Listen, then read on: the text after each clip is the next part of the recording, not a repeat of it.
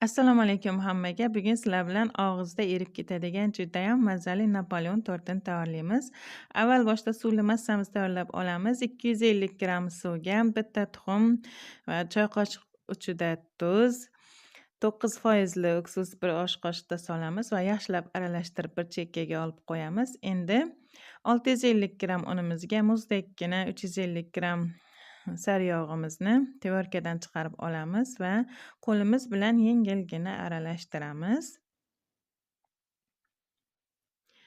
Undan keyin suvli massamizni oz-ozdan qo'shib, g'ijimlamay qo'lni uchida xamirimizni qorib olamiz.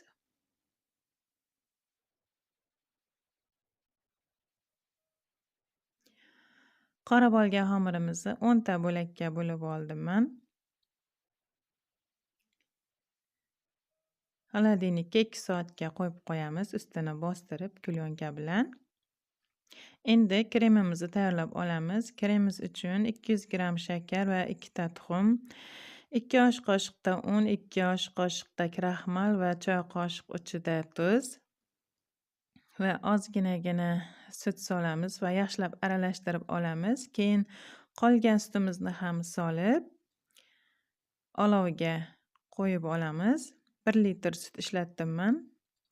Idishim sal kichkinaroq bo'lgani uchun pishgan paytida toshib ketadi deb boshqacha idishga solib oldim. O'rtachadan past olovda qo'yib tez-tez aralashtirib turamiz, bo'lmasa tagini olib ketishi mumkin.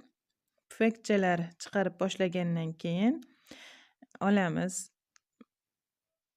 kremimizni olovdan va 150 gramm sariyog' solamiz va yaxshilab aralashtiramiz.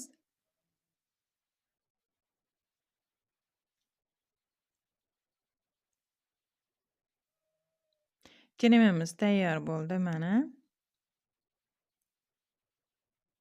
Agar xohlasanglar sugushonka moloka ham solsanglar bo'ladi. Men sugushonka moloka soldim. 200 gramm juda ham mazali muz qaymoqning ta'mi kelib turadi. Yaxshilab aralashtiramiz va salqin joyga ustini bostirib olib qo'yamiz.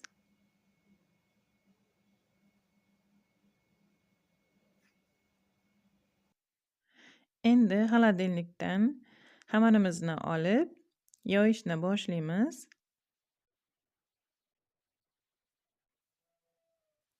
Xohlasanglar dumaloq shaklda, xohlasanglar to'rtburchak shaklda yoyib olishinglar mumkin. Men to'rtburchak shaklda yoyib, keyin dumaloq shaklda kesib oldim.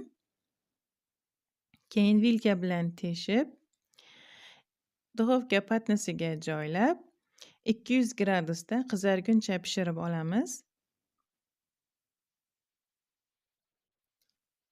Pishib chiqqan ko'jlarimizni sovutishga qo'yamiz endi.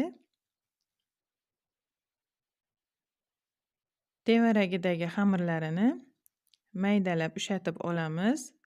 Sababi ustiga solish uchun, tortimizni bezash uchun. Ko'jlarimizni endi yig'ishni boshlaymiz. Tarelka ustiga ozginagina krem surib olamiz. Bu xamirimizni surilib ketmasligi uchun. Keyin hamma ko'jlarimizni xuddi shunday qilib ustiga kremdan surib, bitta-bitta terib chiqamiz hammasini.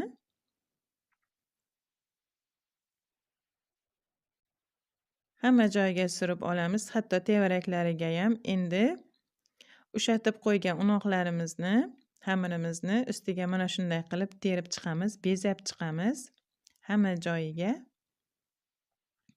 va xolodilnikda 4-5 soatga olib qo'yamiz. Mana tayyor bo'ldi endi. Bemalol kesib dasturxonga tortishimiz mumkin. Tayyorlab ko'rishinglarni tavsiya qilaman. Yanagi videolarda ko'rishguncha xayr sog' bo'ling, salomat bo'ling.